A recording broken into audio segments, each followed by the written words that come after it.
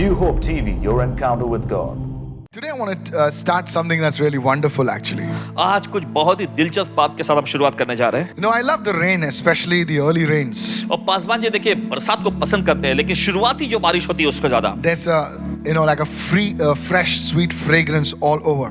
और देखते हैं कि उसमें एक ताजा सा एक मीठी सी सुगंध हर जगह छा जाती है। Suddenly the heat is gone and there's coolness in the air. और अचानक क्या होता है कि वो गर्मी चली जाती है और हवा में, वातावरण में एक ठंडी एहसास हमें मिलने लगती है। And I love the smell of the mud. You know, it really, I don't know, it just gives me a wonderful feeling actually. फिर उसके बाद हम देखते हैं वो बारिश होने की वजह से मिट्टी की वो सौंधी सौंधी जो खुशबू आती है ना, बहुत मजा आता है। I was traveling last week by car out of the city on a very urgent assignment. और पिछले हफ्ते पासवान जी शहर के बाहर कुछ कार में सवार होकर जा रहे थे कुछ जरूरी काम से। I was having an early morning drive. और तड़के सुबह निकलना पड़ा था इन्हें। As I saw the mountains just outside the city of Mumbai, it's like as if they were all draped in green. You know, the fields and everything was just draped in green everywhere. और फिर जैसे कि मुंबई शहर से बाहर पहुंचे तो इन्होंने देखा कि हर जगह और पहाड़ और जो पर्वत जो हैं, जो खेत जो हैं, सब हरे रंग से लिपटे हुए हैं। हर जगह बस हरियाली ही हरियाली दिख रही है। As I passed the ghats, I saw the mist on the mountains. It was so pretty. और फिर जब घाट से गुजर रहे थे तो पहाड़ की चोटियों पर देखी जो धुंध जो छाई हुई थी वो बहुत खूबसूरत लग रही थी। It felt good. बहुत अच्छा लगा। You see, biblically speaking, देखिए अगर बाइबल के तौर पे कहें rain is also a metaphor that is linked to the outpouring of the Holy Spirit तो बारिश जो है पवित्र आत्मा के उंडेले जाने का एक रूपक के रूप में माना जाता है in our lives, in our churches. हमारी जिंदगियों में, हमारी कलीसियाओं में। When our souls become parched, when our souls become so dry spiritually, we need something to fill them up. और देखिए जब हमारा प्राण जो है एकदम सूखा जैसा हो जाता है, सूखेपन को ऐसा महसूस करने लगता है, तो जरूरी है कि कुछ तो उसे भर दें। We need the rain of the Holy Spirit in our lives. हमारी जिंदगी में पवित्र आत्मा की बारिश की जरूरत है। With this thought in mind, I want you to turn your Bibles with me to the book of Ephesians chapter 5 and verse 18. I'm reading from the Amplified Version. Here we go. और देखिए इस विचार के साथ चाहते हैं कि चलिए जाएंगे इस समय इफिसी की पत्री उसका 5वां अध्याय और पढ़ेंगे इस समय एम्प्लीफाइड संस्करण में से 18वें वचन में। And it says like this. और ऐसा कहता है, Do not get drunk with wine, दाखरस से मतवाले न बनो, for that is debauchery. In other words, rebellion. But ever be continually filled and stimulated with the Holy Spirit. क्योंकि उससे लूचपन होता है। दूसरे शब्दों में कहें तो बलवापन होता है। लेकिन आगे ऐसा लिखा हुआ है कि लेकिन हमेशा लगातार भरे रहना है, पवित्र आत्मा से प्रेरित रहना है। You know, the Bible warns us देखिए बाइबल हमें चेतावनी देती है not to get drunk with wine. That's alcohol. दाख मधु से मतवाले नहीं बनना, यानी कि वो शराब से मतवाले नहीं For होना, that is in rebellion against God and His Word. क्योंकि उसके जरिए परमेश्वर और उसके वचन के खिलाफ में बलवा हम करते हैं। You know, in times like this when there's nothing much happening, you know, people get into these habits. देखिए जब इस प्रकार के दौर में जहां ज्यादा चीजें होती हुई दिखाई नहीं दे रही हैं, तो लोग इस प्रकार की आदत में चले जाते हैं। You know, sometimes to fill up that loneliness, they hit the bottle. और कभी-कभी अपने जिंदगी उस अकेलेपन को भरने के लिए वे शराब का बोतल का सहारा लेते हैं। To sort of, you know, get over that feeling of oppression, depression, people hit the bottle. और लोग देखिए तनाव से, सताव से छुटकारा पाने के लिए शराब का बोतल का सहारा लेते हैं। I was not planning to say this, but I'm speaking to somebody right now under the sound of my voice. और देखिए ये कहना नहीं चाह रहे थे, लेकिन फिर भी इस समय कहना चाहेंगे हर एक वो व्यक्ति जिन तक हमारी आवाज पहुंच रही है, सुने। Today, just give it up. Throw it out of your house. आज उन चीजों को छोड़ दीजिए, निकाल दीजिए अपने घर से Throw it बाहर। out of your life, not only out of your house. सिर्फ अपने घर से ही नहीं, अपनी जिंदगी से निकाल And फेंके। please, for God's sake, don't palm it off to somebody. और मेहरबानी करके देखिए किसी और को मत सौंपिएगा। Oh, I have left now. You take it, okay? ओ अब मैंने छोड़ दिया तो तुम रख लो, So चलो। don't do that stuff. ऐसी चीजें नहीं करना है। It will only bring ruin to your life. In fact, it will cheapen the quality of your life and of your family. और देखिए ये चीजें आपकी जिंदगी में एक उजाड़पन को लेकर आएगा और साथ ही सिर्फ आपकी जिंदगी और आपका परिवार में एकदम हल्का ये हालात बना के रख On the देगा। other hand, the Bible commands us, not advises us. I always say this. It commands us to be continually filled, and not only filled, but to be stimulated with the Holy Spirit.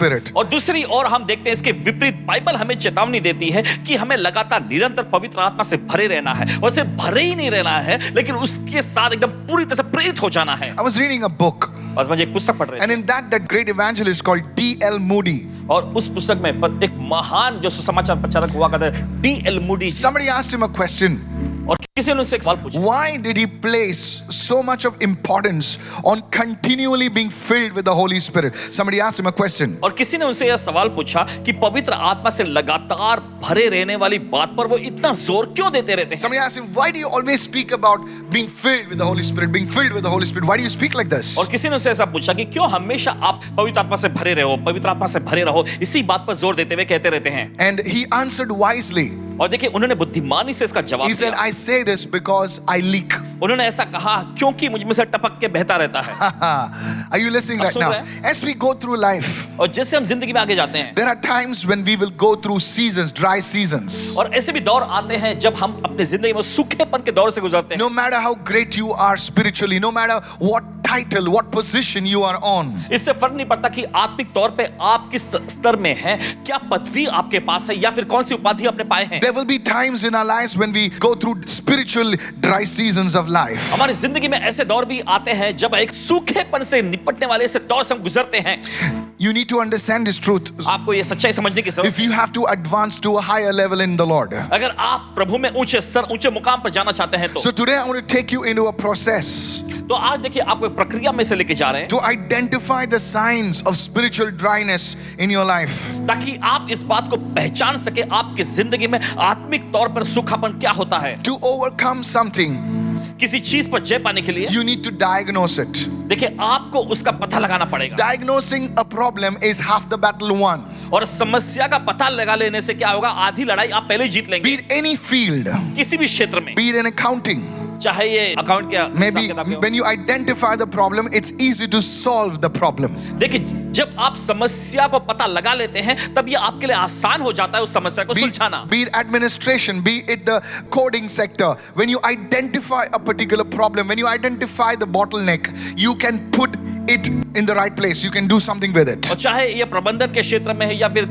Coding के क्षेत्र में ही क्यों ना हो, लेकिन जिस वक्त आप समस्या का पता लगा लेते हैं तब ये समस्या निपटाना आपके लिए बहुत ही आसान हो जाता है। You see, identifying the symptoms or the signs of spiritual dryness will cause you to be more effective in your faith and in your witness of the Lord. आपके जीवन में जो सूखेपन का लक्षण का पता लगाना या फिर उसकी समस्या को पता लगा लेना, देखिए ये आपकी मदद करेगी प्रभु में आगे बढ़ने के लिए। This is very important. So I want you to listen, not only listen with your physical ears, but with your spirit man. So listen very carefully as I take you through it right तो now. चाहते हैं कि Come आप बड़े on. सावधानी तौर पे सुनना है, सिर्फ आपको इन भौतिक कानों से ही नहीं लेकिन आपके आत्मिक मनुष्य के जो कान हैं उनसे भी आपको सुनना है, जैसे हम आपको आगे ले जा रहे हैं। The greatest danger is this. और देखिए सबसे बड़ा खतरा जो होता है वो ये You don't know that you are spiritually dry. कि आपको ये बात पता ही नहीं होती कि आप आत्मिक तौर पे सूखे हुए हैं। In the book of Revelation, प्रकाशित वाक्य की पुस्तक there was a church whom God rebuked, saying that you are blind. They did not know they were blind. और वहां पर एक कलीसिया को हम पाते हैं जिसको परमेश्वर फटकार लगाते हुए कहता है कि तू अंधा है, लेकिन वे जानते नहीं थे कि वे अंधे हैं। They thought they were rich, but God called them poor.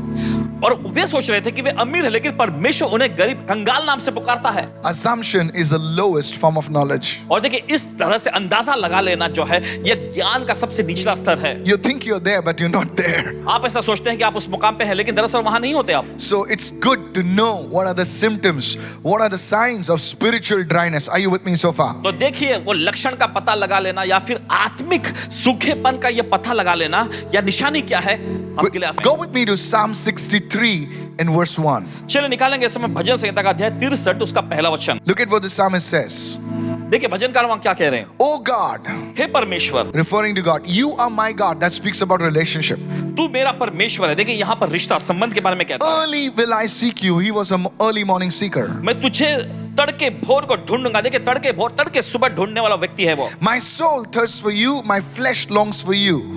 मेरा प्राण तेरे लिए प्यासा है, मेरा शरीर तेरे लिए अति अभिलाषी है। In a dry and thirsty land सूखी और निर्जल बिना पानी की जमीन पर, where there is no water. जहाँ पे कोई पानी नहीं होता। Notice this. गौर करें। He was in a dry place. वो एक सूखे जमीन पर है। Though he was seeking the Lord, हालांकि वो प्रभु की खोज में लगा he हुआ है, felt dry. लेकिन फिर भी सूखापन को महसूस You होता see, he was in the place of the wilderness. है। आप देखते हैं कि रेगिस्तान के उस स्थान में है वो। If you read Luke chapter 4, अगर आप पढ़ेंगे लूका के 4 अध्याय the में, Bible says the Spirit of God led Jesus in the wilderness. वहां पर बाइबल ऐसा कहती है कि परमेश्वर के आत्मा ने यीशु को रेगिस्तान की ओर अगुवाई करके ले गए। In the wilderness is a dry place. The wilderness is a tough place. और रेगिस्तान जो होता है एक सूखा स्थान होता है। रेगिस्तान बहुत ही कठिनाइयों से भरा हुआ स्थान होता है। Now please understand this. और मेहरबानी करके समझिए। Now I'm going to take you into the 7 signs of the symptoms of spiritual dryness, and really you'll be able to discern whether these things are in your life or not. और देखिए आत्मिक सूखेपन से संबंधित ऐसे 7 निशानियों में अभी आपको अगुवाई करके ले जाएंगे और जिससे आप समझ पाएंगे कि यह सूखापन आपकी जिंदगी में है या नहीं। The first one, पहला है giving while you are empty or weary. और देना जब आप खाली या थके हुए होते हैं। The first sign of spiritual dryness is giving while you're empty and weary. और देखिए पहली निशानी जो होता है आत्मिक सूखेपन का वो ये है कि जब आप थके होते हैं या फिर आप खाली होते हैं देते हैं। You see, giving is good. देखिए देना अच्छा है। The Bible says बाइबल कहती है to give is better than to receive. देना जो होता है वो लेने से बेहतर है। But now when giving is dangerous, लेकिन देना कब खतरनाक होता है? giving is dangerous when you are spiritually empty. Please understand this. And at that time you feel a weariness in giving. और देखिए देना तब खतरनाक हो जाता है जब आत्मिक तौर पे आप खाली होते हैं और उस समय देते समय आप एकदम थकावट को महसूस करते God has instituted a principle that when you're giving out, you always feel the joy. हैं। देखिए परमेश्वर ने इस बात को ठहराया है कि जब तुम दे रहे होते हो तो तुम्हें आनंद महसूस होना चाहिए। When you give, you will feel that internal joy. You will feel something bubbling in you. Oh, praise God, I gave something. देखिए जब आप कुछ दे रहे होते हैं तो आपके अंदर आनंद एक उमड़ने लगता है और आपके अंदर ऐसे एक भावना आ जाती है, ओ प्रभु की स्तुति मैंने कुछ दिया। But when you're giving out, लेकिन जब आप दे रहे हैं कुछ you feel weary inside. और अंदर से आप बिल्कुल खालीपन थके हुए महसूस कर रहे You हैं। feel dry. You know, it's a dangerous sign. It is a sign of spiritual dryness in your life. और आपको अंदर से सूखापन महसूस होता है तो देखिए ये आत्मिक तौर पे सूखापन है आपकी जिंदगी में। Go with me to the book of Psalm 23 and verse 5 and let me make you understand there. चलिए देखिए इस वचन संहिता का अध्याय 23 का 5वां वचन। David, the man of God, said, वहां पर दाऊद परमेश्वर का जन कहता है, You prepare a table before me in the presence of my enemies. तू मेरे शत्रुओं के सामने मेरे लिए मेज बिछाता है। See, David was in the presence of his enemies. The enemies were all around him. आप देखते दाऊद अपने शत्रुओं के उपस्थिति में था, उसके शत्रु उसके चारों ओर थे। And yet God anointed his head with oil. फिर भी हम देखते हैं कि परमेश्वर ने सिर को अभिषेक किया था तेल से। He further on said, My brimming cup runs over. और देखिए आगे वो वचन ऐसा कह रहा है कि मेरा कटोरा जो है मुंह तक भर के उमड़ रहा है। His cup was overflowing. और उसका कटोरा यानी उसका प्याला जो है उमड़ रहा था। When you're in that state of an overflow, जब आप उमड़ने के उस स्तर में होते हैं, you minister to people, you give to people out of your overflow. Are you with me right तब now? आप लोगों की सेवा टहल करते हैं, तब आप लोगों को देते हैं आपके उमड़ने वाले उस स्तर में से। You're ministering to people, you're serving people out of that overflow. आप देखिए लोगों की सेवा टहल कर रहे हैं या फिर आप सेवकाएं कर रहे हैं तो ऐसा होता है कि ये सब कुछ आपके उमड़ने वाले स्तर में से होता है। One of the signs of spiritual dryness is when you're giving to others and you feel weary, you feel worn out. It means you're not giving out of your overflow, you're dry somewhere. और देखिए एक निशानी कि आप आत्मिक तौर पर सूखेपन में है ऐसा पहचान सकते हैं कि जब आप लोगों को दे रहे होते हैं तो आप अंदर से उस हताशा को महसूस कर रहे होते हैं, तो इससे आप समझ लीजिएगा। It's a sign that your cup is no longer overflowing. तो ये इस बात की निशानी है कि आपका प्याला जो है अब उमड़ नहीं रहा है। I say this respectfully, what I'm about to say now. और देखिए पूरे आदर के साथ अभी जो हम कहने जा रहे हैं उसको During the बताते हैं। lockdown, इस लॉकडाउन के दरमियान some pastors from some different parts of India, some leaders, कुछ पासबान जी जो भारत देश के कुछ अलग अलग हिस्सों से कुछ अगुवे they called me up उन्होंने कॉल किए and they confessed saying, Pastor, और वे इस बात को कबूल करते हुए कहने लगे, पासबान जी we are ministering to others through Zoom and through YouTube and other Facebook, but internally we're feeling dry, we're feeling worn out. And I told them that this is a place of spiritual dryness. When you're giving out, you feel happy, it means your cup is overflowing. But when you're giving out, you're feeling dryness, you're feeling a weariness, you need to watch out for this sign. और वे बताने लगे कि इस lockdown के दरमियान हम लोगों की सेवा जूम के माध्यम से या फेसबुक के माध्यम से ऑनलाइन सभा के जरिए हम कर रहे थे, लेकिन अंदर से एक सूखा एक हताशा को महसूस कर रहे हैं। तो ये आत्मिक प्रकार के जो सूखेपन की निशानी, आपको इससे सावधान रहना है। Spiritual dryness, if it's left undetected or unattended, it can turn out into a burnout. और देखिए जब आत्मिक सूखेपन से जब आप निपटते नहीं हैं तो ये आगे जाके बहुत ही जटिल समस्या बन जाएगी। I'm telling you, बताते हैं आप, you feel worn out, you just feel burnt out. और आपको ऐसा महसूस होगा बस आप बस टूटने ही वाले हैं, आप पूरी तरह से हताश हो जाएंगे। It's very important to be replenished. और जरूरी है कि इसको सही तरह से आप खाने में लाएं। Spiritual dryness, if it's not attended, not really dealt with, it will affect you emotionally, it will affect you mentally, and it will even affect your physical state to a great extent. अगर इस आत्मिक सूखेपन से आप सही तरह से निपटते नहीं हैं या फिर इसको Yes. सही तरह से सुलझाते नहीं हैं, तो इसका असर ये पड़ेगा कि देखिए आप भावनात्मक तौर पे, आप मानसिक तौर पे, यहाँ तक कि शारीरिक तौर पे भी इसका असर आ जाएगा, आप कमजोर हो जाएंगे। You need to understand this truth. आपको सच्चाई समझने की जरूरत है। This is where people get into temptations. और यही पर हम देखते हैं लोग परीक्षाओं में गिरते हैं। You know, your greatest moment of temptation is when you are worn out.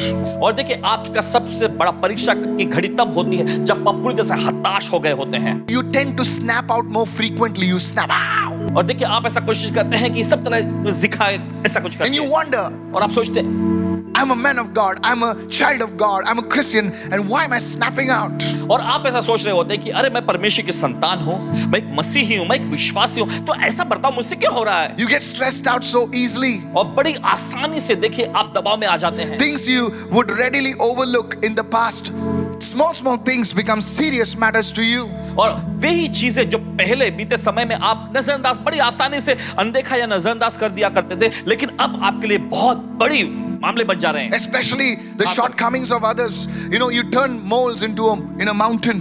और देखिए खास करके दूसरों के बारे में जब बात आती है तो देखिए छोटी सी तुलना So the बड़ा बना देते हैं। first thing, तो पहली चीज giving out. देना है। You feel empty, you feel weary. That's a sign of spiritual dryness. You need to attend to it very, very quickly. जब आप देते हैं और आप अंदर से एकदम हताशा, उस सूखेपन को महसूस करते हैं, तो ये निशानी है और इससे आपको बहुत ही जल्द सावधानी पूर्वक निपटना है।